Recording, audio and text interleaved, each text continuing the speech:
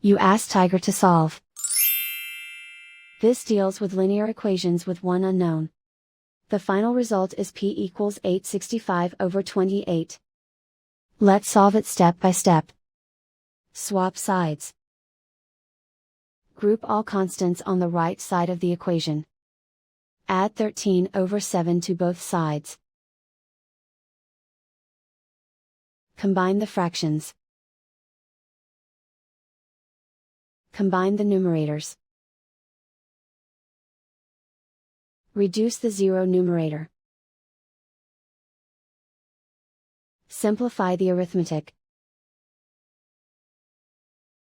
Find the lowest common denominator.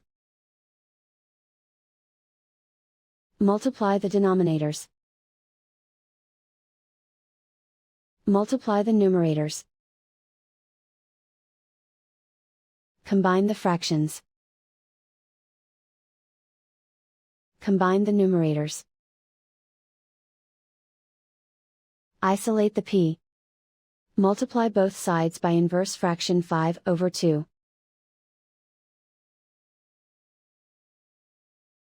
Group like terms. Multiply the coefficients. Simplify the fraction. Multiply the fractions. Simplify the arithmetic.